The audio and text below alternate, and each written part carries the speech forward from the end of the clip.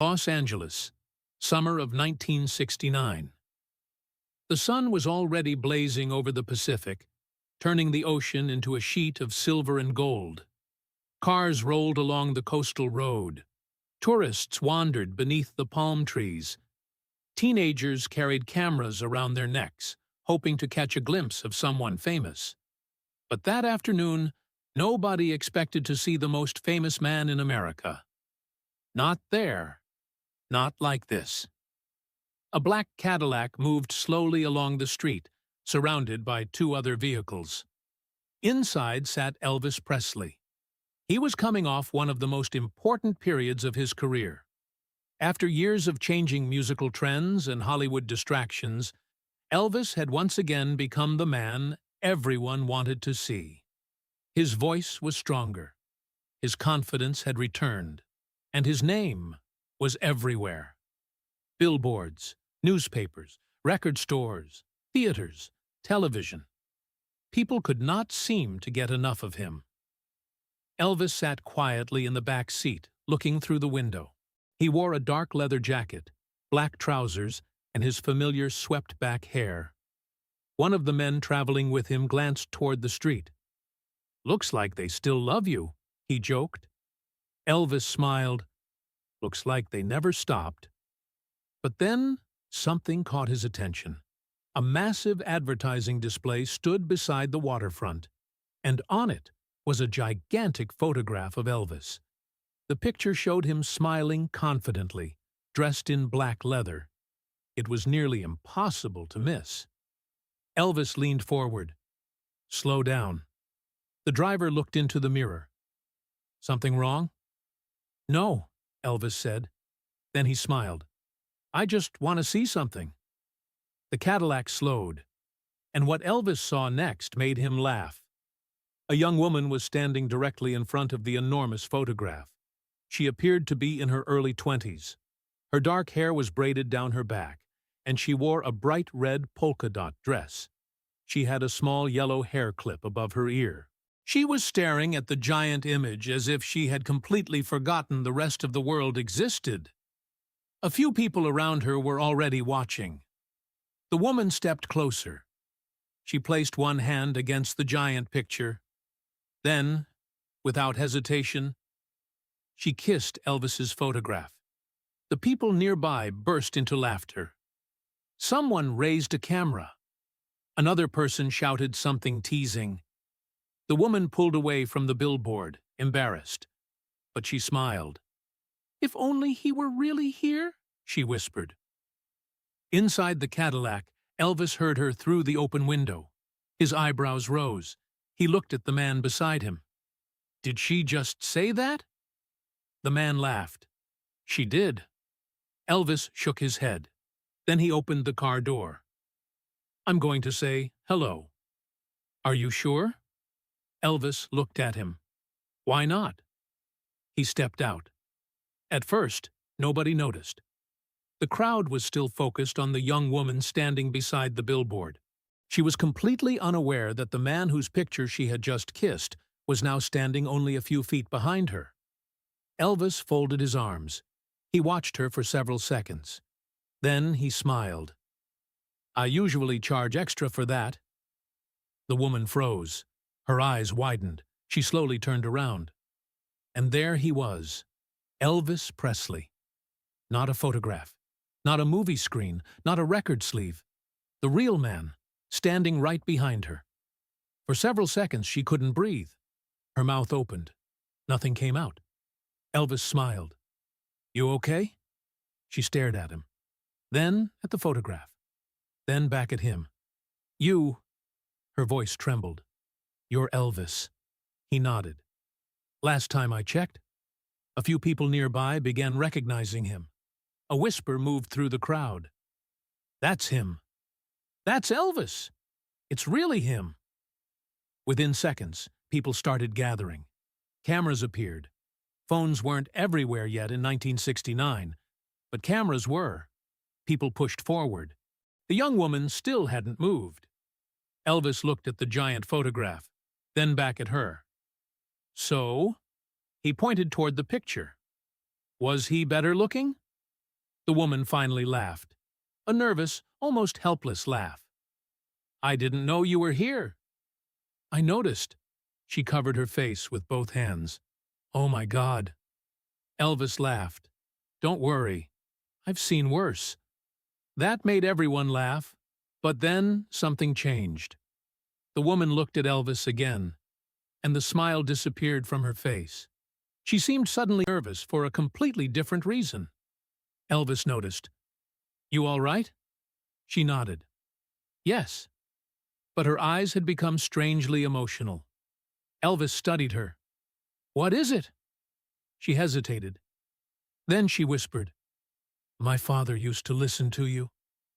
Elvis's expression softened. "Used to?" She nodded. "He passed away last year." The noise around them suddenly seemed distant. Elvis lowered his voice. "I'm sorry." "He loved your music." Elvis looked down for a moment, then back at her. "What was his name?" she told him. And something unexpected happened. Elvis stopped smiling. He knew the name, not because the man had been famous, not because he had been wealthy, but because Elvis remembered him from a much earlier chapter of his life.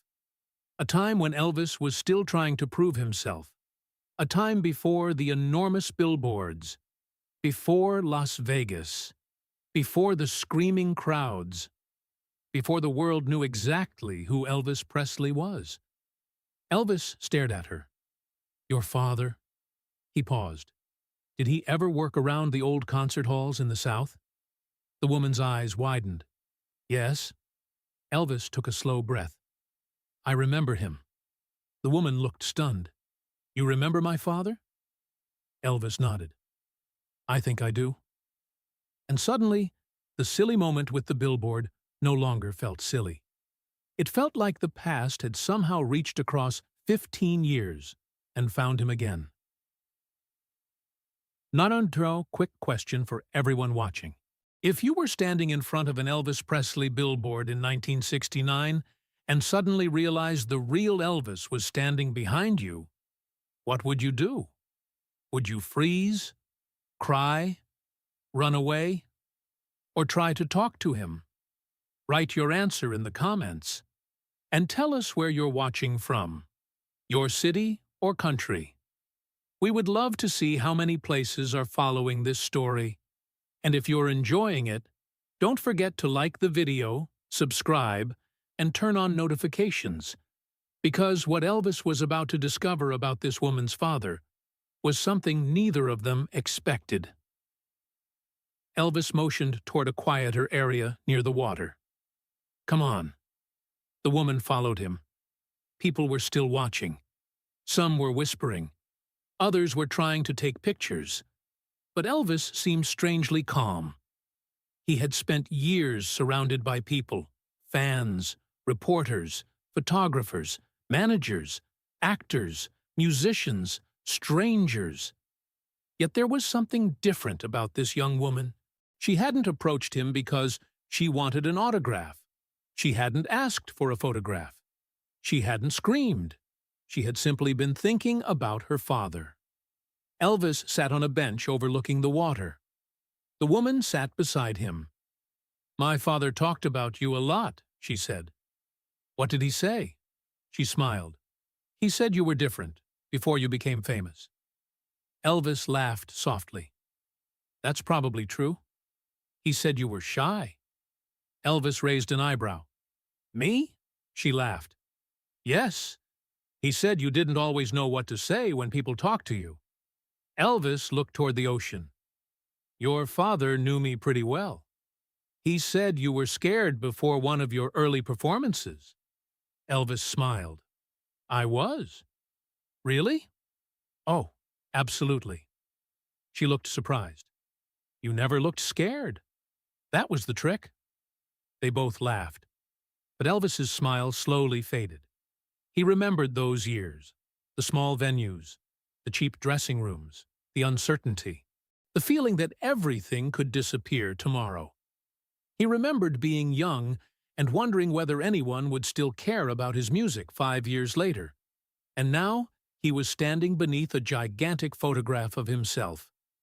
The contrast was almost surreal. The woman reached into her handbag.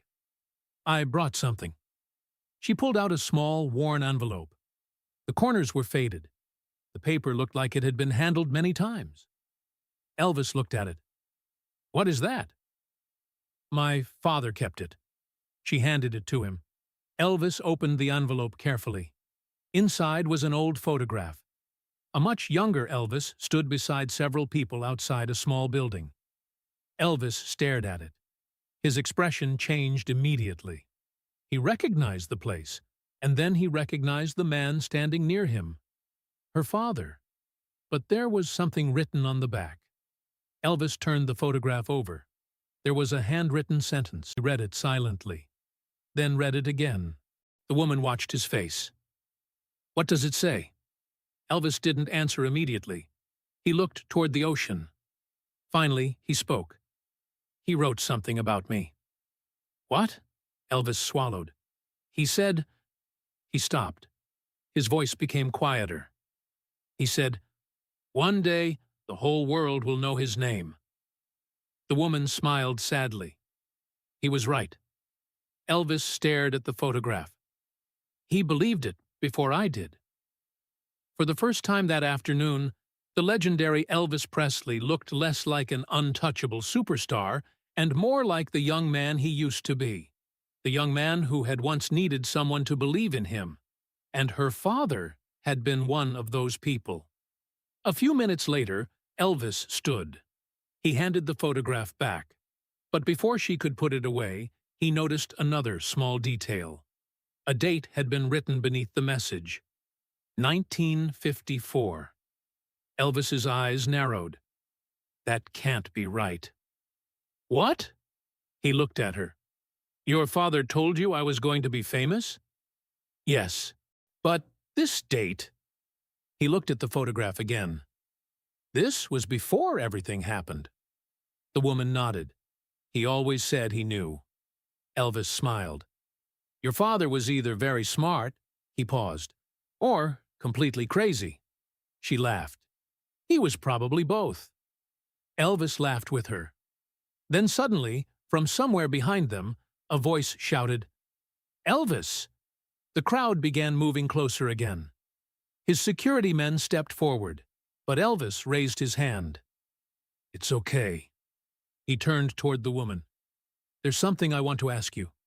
She looked at him. "What?" "Would you like to see where I was staying?" Her eyes widened. "What?" Elvis smiled. "I want to show you something." She hesitated. "Why?" He looked at the photograph in her hands. "Because your father knew me before almost anyone else did." Then he added quietly, "And I think I owe him something." The woman didn't know what Elvis meant. Neither did the people watching from a distance. But as Elvis walked toward the waiting Cadillac, he looked back at the enormous photograph. The same photograph she had kissed only minutes earlier. He smiled. Then he looked at her. "You know something?" "What?" "I think your father would have gotten a kick out of today." She smiled through tears. "I think he would have." Elvis opened the car door. She stepped inside. The door closed, and the Cadillac slowly pulled away from the waterfront. But neither of them knew that the old photograph in her hands was about to uncover a memory Elvis had spent years trying to forget.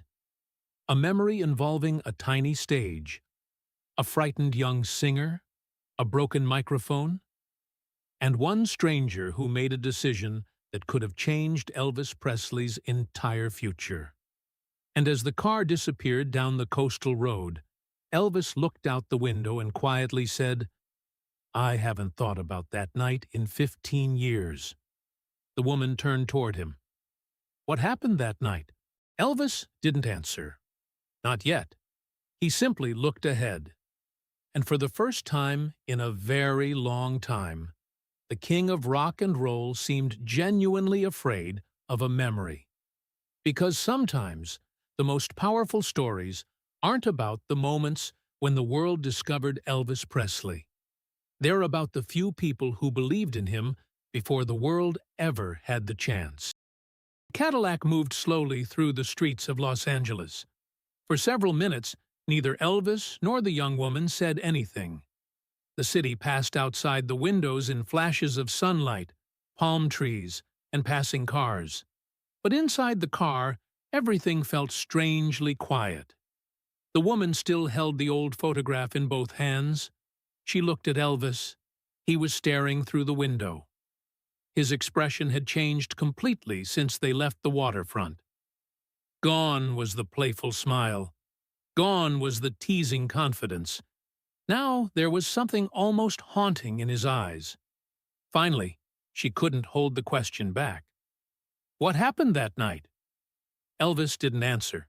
She waited. What happened in 1954? Elvis looked down at his hands. You really want to know? Yes. He smiled faintly. Then you're going to have to understand something first. What?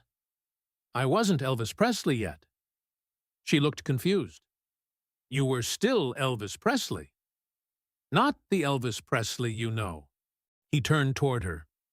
In 1954, I was just a young kid trying to convince people that I belonged on a stage.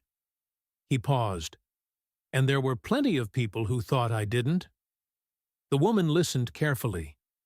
Elvis leaned back. His voice became quieter. There was a little place in Memphis where I was supposed to perform. Nothing fancy, no huge crowd, no cameras waiting outside. He smiled. I thought it was going to be my big break. What happened? Elvis stared at the old photograph. My microphone broke. She blinked. That was it? No. His smile disappeared. That was only the beginning. 1954. The room had been hot that night. Too hot. The kind of heat that made the walls feel like they were breathing. A small crowd had gathered. Some people were there because they knew Elvis. Most weren't. Some were simply curious.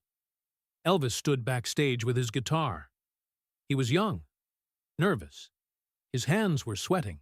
He could hear people talking on the other side of the curtain. Someone laughed. Someone shouted for the show to start. Elvis looked at the microphone, then at his guitar. He took a deep breath. This is it, he whispered. He stepped onto the stage. The room became quieter. For a second, everything seemed perfect. Elvis adjusted the microphone. Good evening. His voice came through the speaker. A few people looked up. Then Elvis began playing. The first few moments went well. Then, crack. The microphone suddenly went dead. Elvis stopped. The crowd murmured. He tapped it. Nothing. He looked toward the side of the stage. Someone was frantically trying to fix the equipment. Elvis waited. 5 seconds. 10. The audience began becoming impatient. One man shouted, "Is this thing going to work?" People laughed. Elvis looked down. For a young performer already terrified of failing, the sound of that laughter felt like a punch. He considered walking off. Maybe this was the sign he needed. Maybe music wasn't meant for him. Maybe he should go back to driving trucks. Maybe he should stop dreaming. Then someone appeared beside the stage. A man carrying a toolbox. Elvis recognized him. It was the young woman's father. He had been helping with equipment that night. He looked at Elvis, then at the broken microphone. He walked directly onto the stage. "Give me a minute," Elvis whispered. "It's dead." The man smiled. "Then we'll make it live again." He opened the back of the microphone.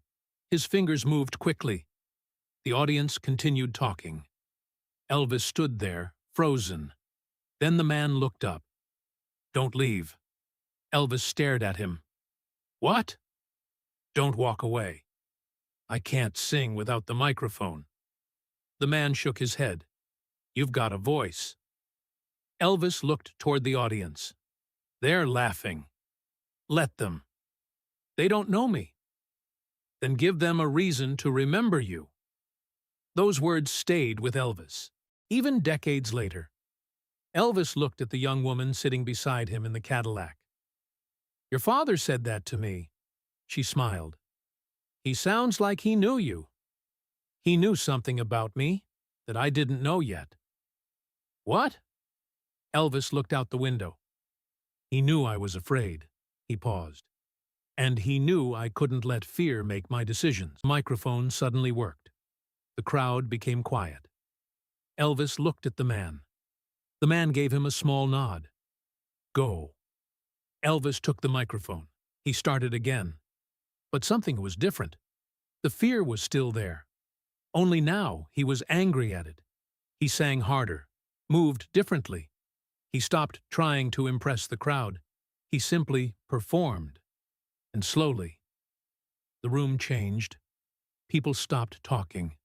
People began watching. Then one woman near the front started clapping. Another joined. Then another. By the end of the song, the room was louder than before. Elvis looked toward the side of the stage. The man with the toolbox was smiling. That smile meant more to Elvis than the applause. After the performance, Elvis walked backstage. The man was packing his tools. Elvis approached him. You really think I can do this? The man looked at him. No. Elvis's face fell. Then the man smiled. I think you already are. Elvis laughed. You almost gave me a heart attack. The man shook his head. Listen to me, son. He put a hand on Elvis's shoulder. People will tell you that you aren't good enough. He paused. They'll tell you you're too strange. Another pause. They'll tell you people don't want to hear you. He looked directly into Elvis's eyes. Don't let people who are afraid of something different convince you that you're wrong. Elvis never forgot those words. But there was something else. The man reached into his pocket. He pulled out a small piece of paper. On it was a name and a telephone number. If you ever get discouraged, call me. Elvis took it. You mean that? I do. Elvis folded the paper carefully. And that was the beginning of a friendship. Not a famous friendship. Not one that appeared in newspapers. No headlines. No photographs. Just two men who believed in something before the world did. The Cadillac came to a stop. The young woman looked outside. They had arrived at a private hotel entrance. She turned to Elvis. Why did you bring me here? Elvis smiled. I want to show you something. They entered through a quiet hallway. A few minutes later, Elvis opened a door. Inside was a small sitting room. On the table were several old photographs. The woman walked closer. She looked at them, and then she stopped. There was her father again, but this time he was standing beside Elvis. Much younger, much thinner, smiling. The woman touched the photograph. I've never seen this. Elvis nodded. I kept it. Her eyes filled with tears. You kept it all these years? Yeah. Why? Elvis looked at the picture. Because there were times when I needed to remember where I came from. She turned toward him. Did you stay in touch with him? Elvis's expression became complicated. Not the way I should have. Why? Life happened. He sighed. When you become famous, everything changes. He looked at her. People start asking for things. Money? Sometimes. Favors? Sometimes. Attention? All the time. He smiled sadly. And eventually, you don't know who's talking to you because they care about you, and who's talking to you because they care about Elvis. The woman understood. Her father had known Elvis before the world knew him. That was different. He never asked you for anything, she said. Elvis nodded. That's what made him special. He walked toward a small cabinet. He opened a drawer. Inside was an old envelope. Elvis pulled it out. I haven't opened this in years. The woman looked at him. What is it? A letter. From my father? Yes. She stared at the envelope. Why didn't you tell me? Because I didn't know if I was ready to read it again. Silence filled the room. Elvis held the envelope for several seconds, then he slowly opened it. Inside was a folded piece of paper. He unfolded it. His eyes moved across the page. His jaw tightened. The woman noticed. What does it say? Elvis didn't respond. She stepped closer. He finally spoke. He wrote this after one of my early performances. What did he say? Elvis looked at the page. He said he hoped I would never let success change the reason I started singing. The woman smiled. That sounds like him. Elvis nodded. But there's more. His voice became quieter. He said, if you ever become famous, remember the people who were there when nobody knew your name. Elvis stopped. He stared at those words, and suddenly, the woman understood why he had become so emotional. Because Elvis had become exactly what the letter predicted. Famous beyond imagination.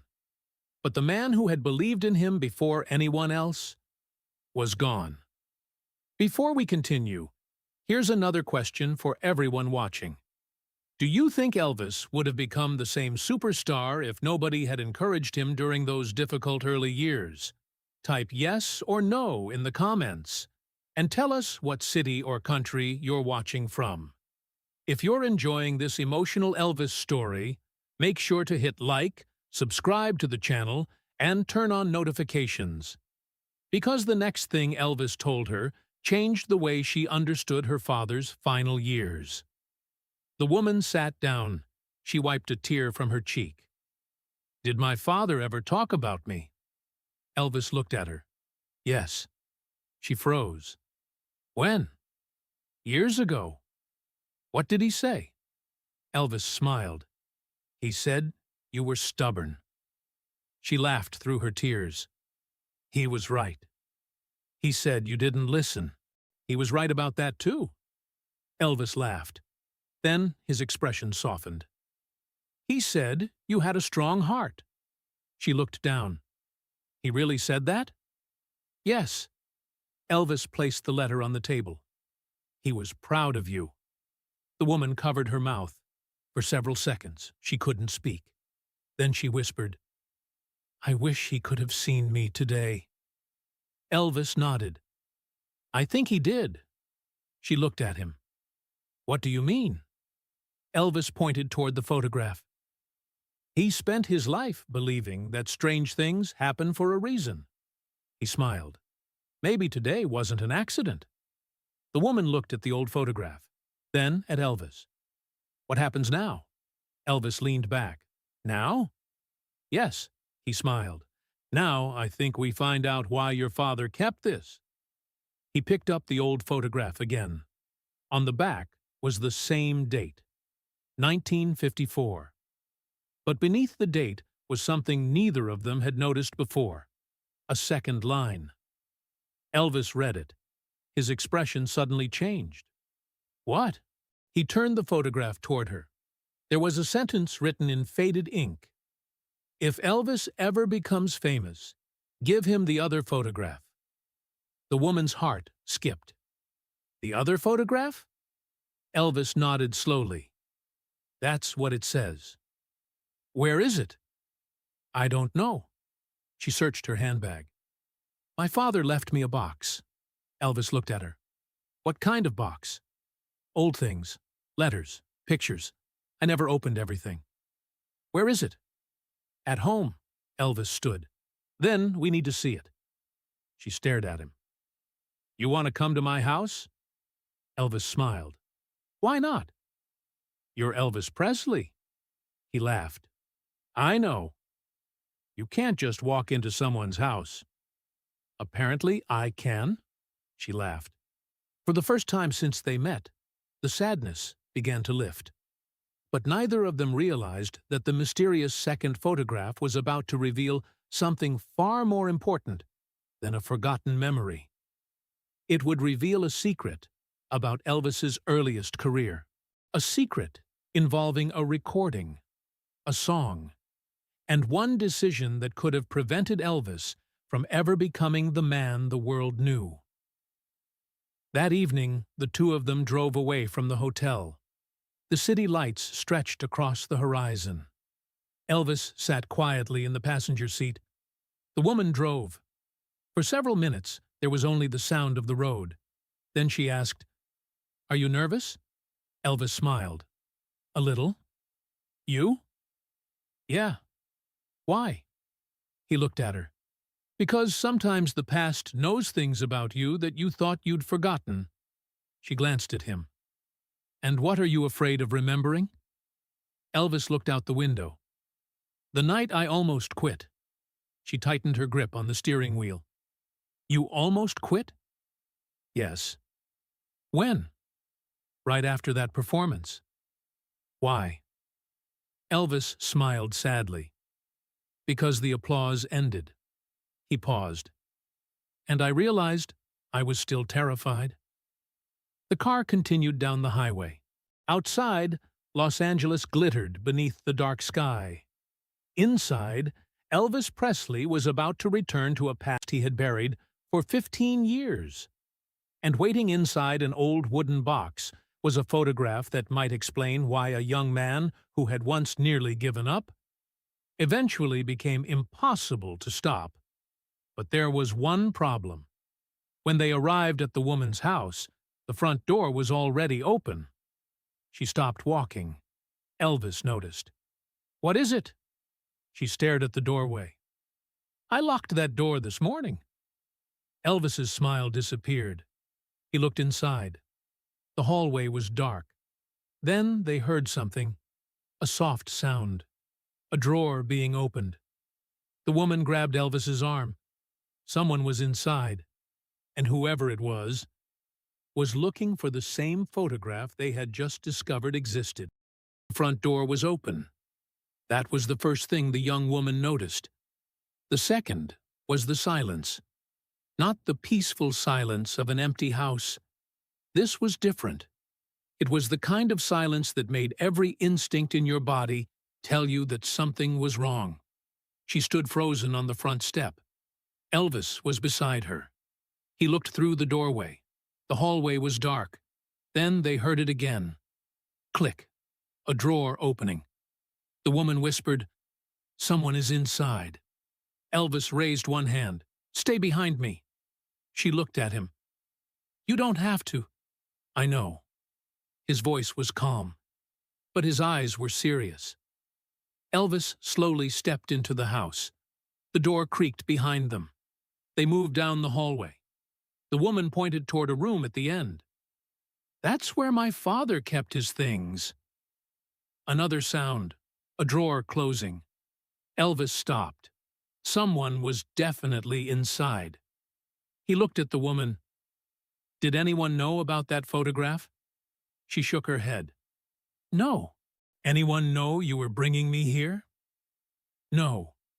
Elvis frowned. "Then whoever is inside didn't come because of us." The woman swallowed. They reached the doorway. Elvis pushed it open. The room was empty, but several drawers had been pulled open. Papers were scattered across the floor. An old wooden cabinet stood against the wall. One drawer was completely missing. The woman rushed toward it. "My father's box." Elvis looked around. "It's gone." She turned toward him. "They took it." For several seconds, neither spoke. Then Elvis noticed something on the floor. A small piece of paper. He picked it up. There were only 3 words written on it. "Too late, Elvis." The woman stared at the message. "How would they know you were here?" Elvis didn't answer. His face had become cold. Because suddenly, this wasn't just about an old photograph. Someone had known exactly what they were looking for. And someone knew Elvis was involved. The woman walked toward the window. "It doesn't make sense." Elvis looked at the scattered papers. "What exactly was inside that box?" "Letters, photographs." Some old newspaper clippings. Anything valuable? No. Money? No. Jewelry? Nothing like that. Elvis crouched down. Then why would somebody break in? She shook her head. I don't know. Elvis picked up another photograph. It showed her father standing outside a small recording studio. The picture was faded. Elvis stared at it. Then his expression changed. He recognized the building. This place. What? I've been there. She stepped closer. When? Years ago. He turned the photograph over. There was another date. 1954. Elvis looked at her. Your father wasn't just working concerts. What do you mean? He was around the recording business. She frowned. My father never told me that. Elvis stared at the picture. He may not have wanted to. Why? Because there were things happening around me in those days that I didn't understand. He paused. And some people didn't want me to understand them. The woman felt a chill. What kind of things? Elvis stood. That's what we need to find out. They searched the room for nearly 20 minutes. Nothing. No box, no second photograph, no explanation. Then the woman noticed something beneath the carpet. A corner of an envelope. She pulled it out. Inside was a small brass key. Elvis looked at it. What does that open? I don't know. She turned it over. A number had been scratched into the metal. 17. Elvis stared at it. Do you have a storage unit? She shook her head. My father did. Where? Downtown? She looked at him. But he closed it years ago. Elvis smiled faintly. Maybe he didn't. Here's a question for everyone watching. If you discovered that a family member had secretly kept an old box filled with photographs and letters connected to Elvis Presley, would you open it immediately, or would you leave the past alone? Comment, open it or leave it below. And don't forget to tell us where you're watching from. Are you watching from the United States, the United Kingdom, Canada, Australia, India, Uzbekistan, or somewhere else? Write your city and country in the comments. And if you're enjoying this story, hit the like button, subscribe, and stay with us, because the secret behind that little brass key was about to take Elvis back to the very beginning of his career.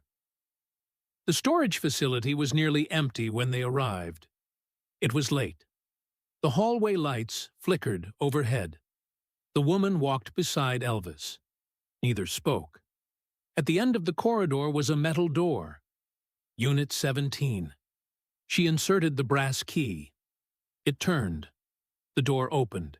Inside were boxes stacked against the walls, old furniture, newspapers, a broken radio, and one wooden trunk. The woman stared at it. My father never told me this was here. Elvis stepped closer. There was a small lock on the trunk. The brass key fit perfectly. She opened it. Inside was another envelope, a black and white photograph, and an old reel of recording tape. Elvis picked up the photograph. His breathing stopped. It showed Elvis as a very young man, standing inside a tiny recording studio. Beside him was her father. But there was someone else in the room, a man Elvis recognized immediately. His face became pale. The woman noticed. Who is that? Elvis didn't answer. She looked at him.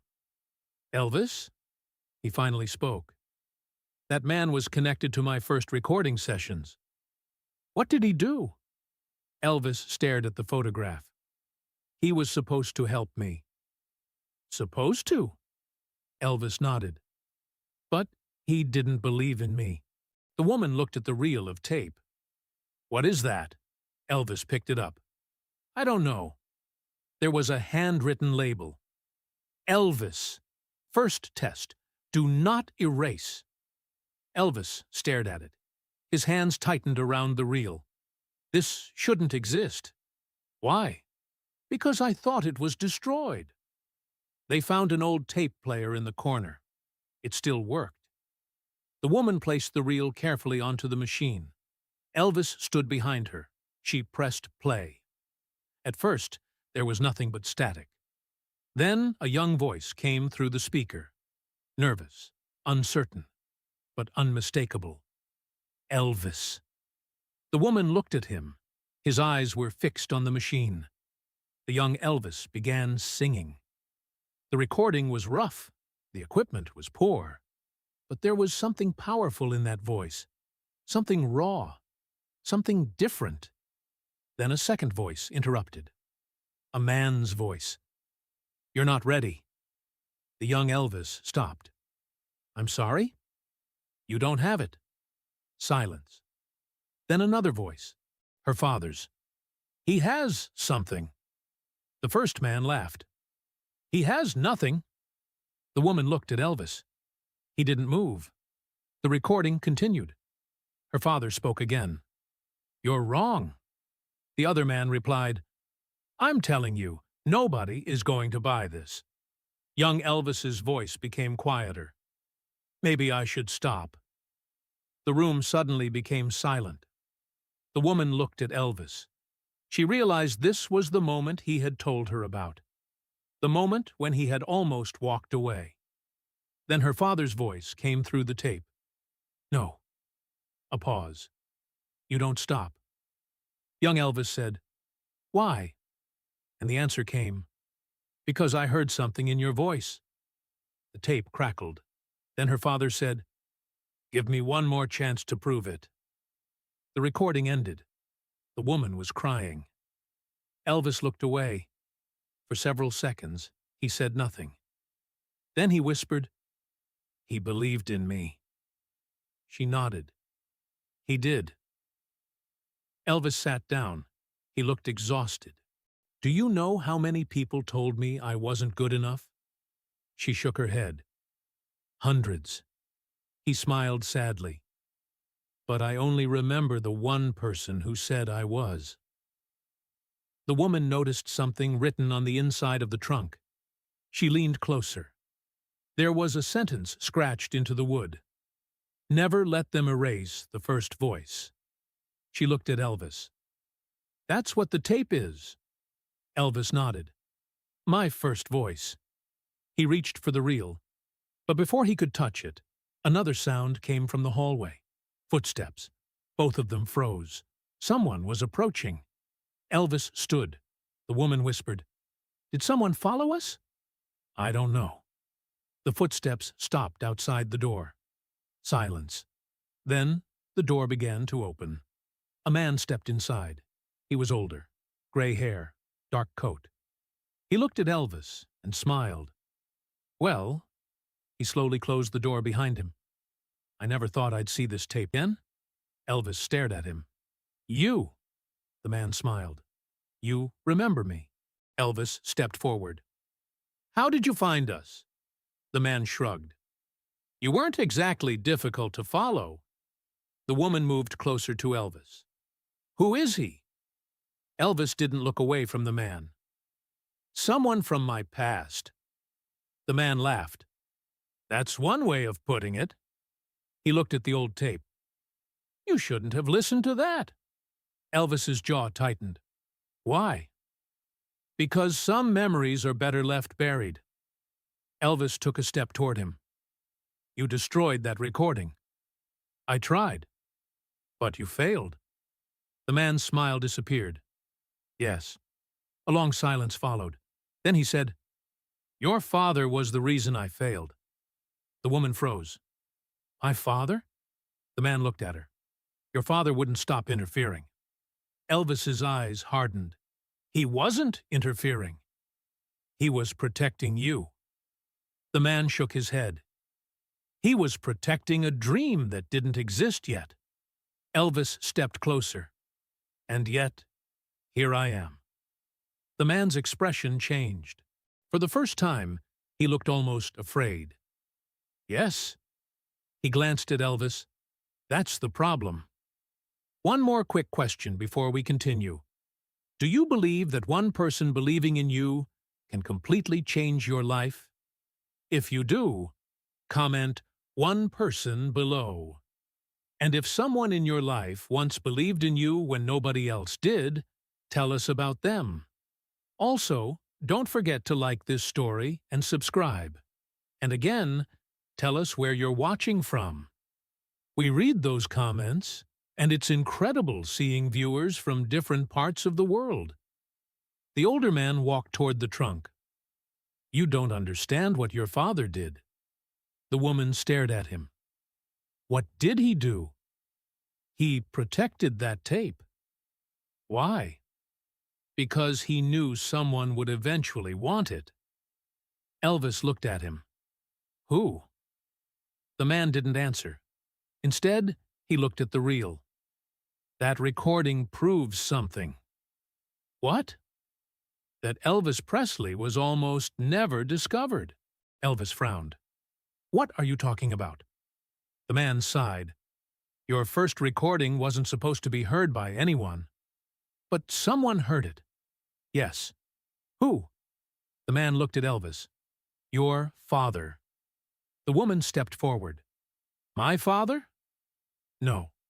The man pointed at the woman. Her father. Silence. Elvis looked at the woman. The pieces were finally beginning to fit together. Her father hadn't simply been a man who helped Elvis repair a microphone. He had secretly believed in him. He had protected his early recordings. He had saved photographs. He had kept evidence of the moments when Elvis was almost forgotten. And now, after all these years, someone was trying to erase those memories. The man reached into his coat. The woman stepped back. Elvis immediately moved between them. But the man pulled out another photograph. He placed it on the trunk. Elvis looked down. His face changed. It was a photograph of Elvis and the woman's father, but on the back was a handwritten note. Elvis turned it over. His eyes moved across the words. Then he whispered, No. The woman looked at him. What does it say? Elvis couldn't speak. She took the photograph, read the message, and her heart stopped. It said, If Elvis ever learns the truth about what happened that night, he will understand why I had to disappear. The woman looked up. My father disappeared. The older man nodded. Elvis stared at the message. Your father didn't die when you thought he did. The woman froze. What? He disappeared. Why? The man looked at Elvis. Because someone wanted him gone. The room became completely silent. And suddenly, the old photograph wasn't just a memory. It was evidence. Evidence that Elvis's career had been touched by a secret no newspaper had ever reported. A secret her father had taken to the grave. Or so everyone believed. The woman looked at Elvis. Then, where is my father? Elvis stared at the older man. The man didn't answer. Instead, he slowly walked toward the door. Before leaving, he looked back. You'll find him where Elvis first learned that being famous comes with price. The door closed. The woman turned toward Elvis. Where is that? Elvis looked at the photograph. His eyes widened.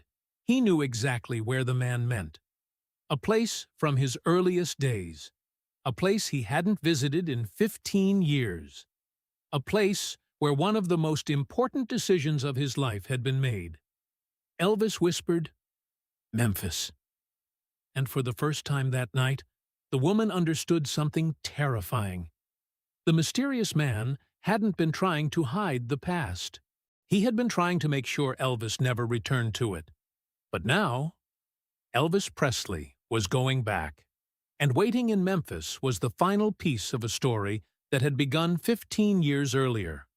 On a tiny stage, beside a broken microphone, when nobody knew the name Elvis Presley. And someone was already waiting for him there.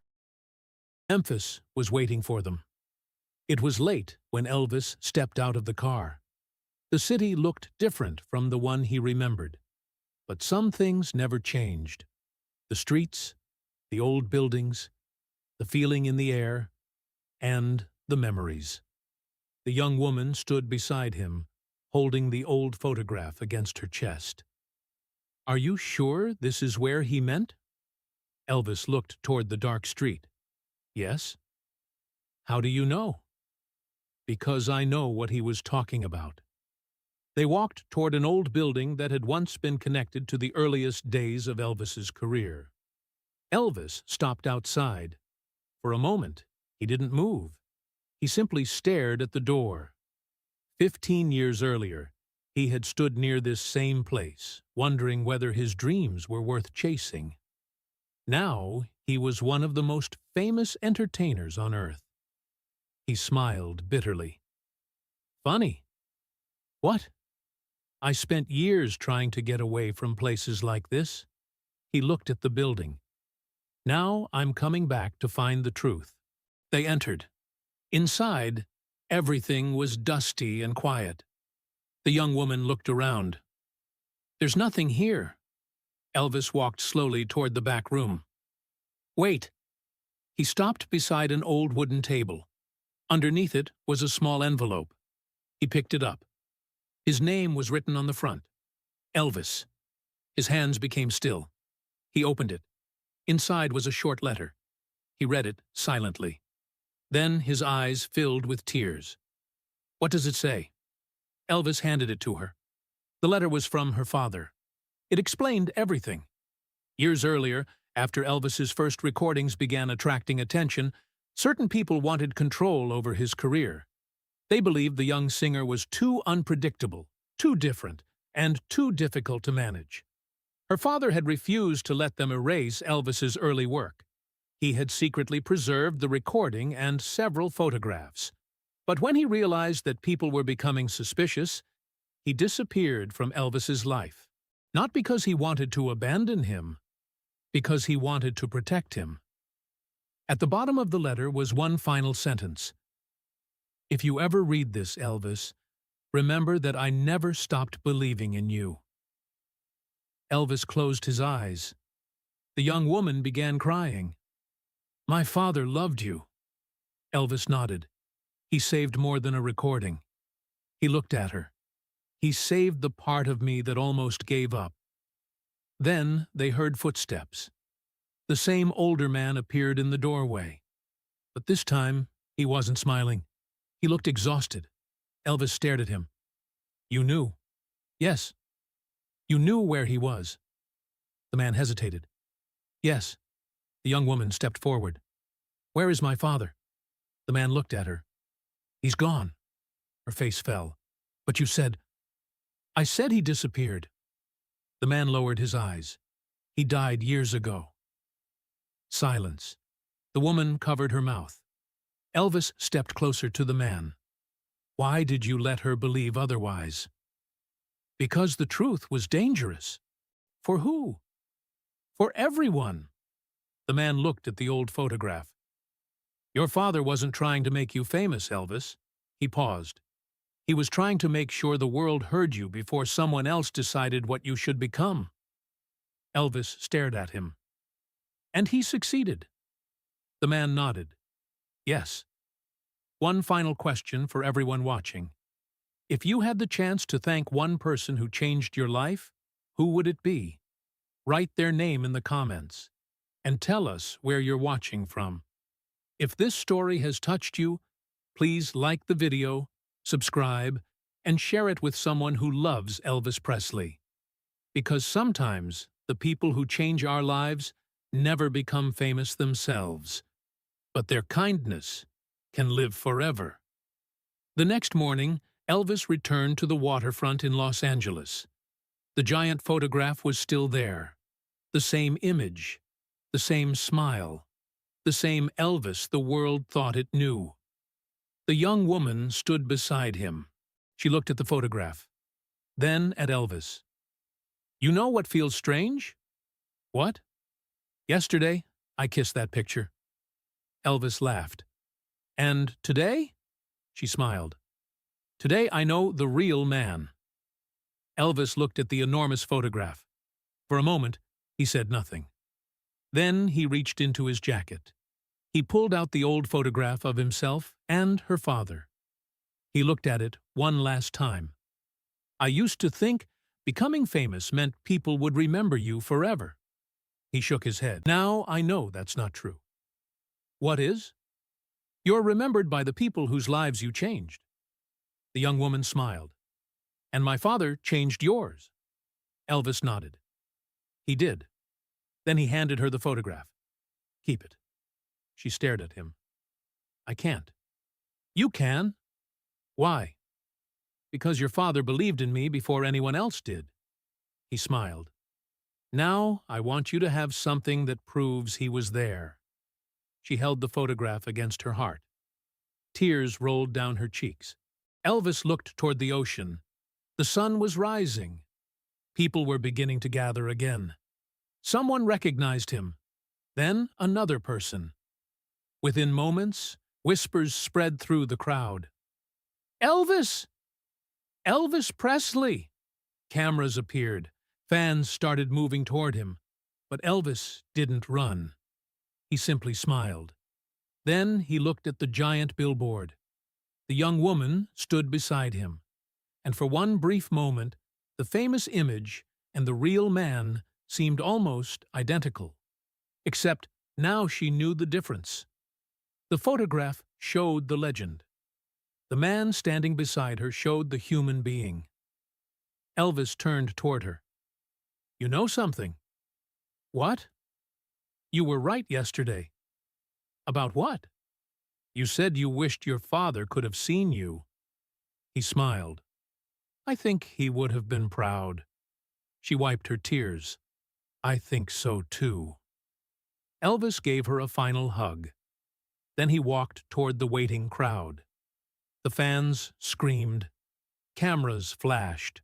The world saw Elvis Presley, the superstar. But behind all that fame was a memory only two people now truly understood. A young singer, a broken microphone, a frightened dream, and one ordinary man who simply said, "Don't walk away." Those three words had helped change Elvis's life. And years later, when the whole world knew his name, Elvis finally discovered something even more important. Sometimes a legend is not created by thousands of people cheering. Sometimes a legend survives because one person refuses to stop believing. And perhaps that was the biggest surprise of all. The woman had gone to the waterfront hoping to meet the man in the photograph. Instead, she discovered the story behind the man. And Elvis Presley? He had gone there expecting to see another ordinary day. Instead, he found a piece of his past that had been waiting 15 years to come home.